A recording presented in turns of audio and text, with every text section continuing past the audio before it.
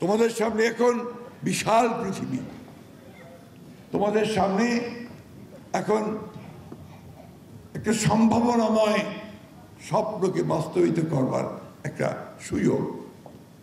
যেটা ডক্টর সবুর খান বলছিলেন, আমি এই ভদ্রকে খুব সম্মান করে শ্রদ্ধা করি, যে তিনি নিজের চেষ্টায়, নিজের মেধা দিয়ে, অধ্যবসায় দিয়ে তিনি একটা অত্যন্ত সুন্দর প্রতিষ্ঠান গড়ে তুলেছেন, যেখানে আজকে অনেক মেধাবী ছাত্রছাত্রীরা কাজ করে এবং তিনি অনেক মানুষ কাজ করে, তিনি কর্মসংস্থান সৃষ্টি করেছেন।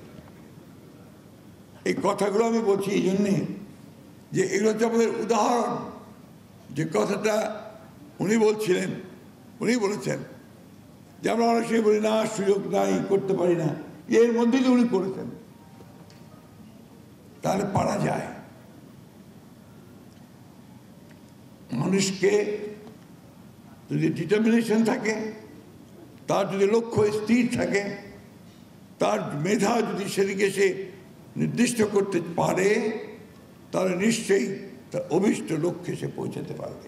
রাজনীতির মধ্যে যদি সততা না আনা যায়, রাজনীতির মধ্যে যদি স্বপ্ন পূরণ করবার যে লক্ষ্যে দৌড় দেওয়ার যে ইচ্ছা সেটাকে তৈরি না করা যায়, তাহলে তো রাজনীতি কখনোই সুন্দর হবে না। আর রাজনীতি হয়, আমরা যাদের গতবার দেখলাম পালিয়ে যেতে হলো জনগণের কাছ থেকে, দেশ ছেড়ে, আর শুধুমাত্র সম্পদ তৈরি করা নেই ব্যক্তিগত স্বার্থে, তাহলে মানুষের ঘৃণা ছাড়া আর তারা কোনো কিছু যুক্ত করতে পারে না, তখনই সেটা ডার্টি প্রফেশন হয়ে যায়।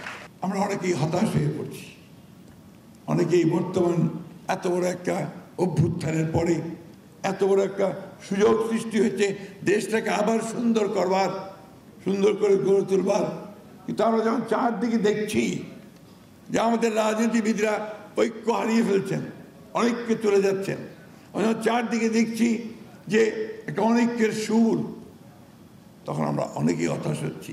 আমাদের দুর্ভাগ্য যে আমাদের দেশের শিক্ষা ব্যবস্থা সেই রকম তো নয়, বরঞ্চ অত্যন্ত নিম্নমানের।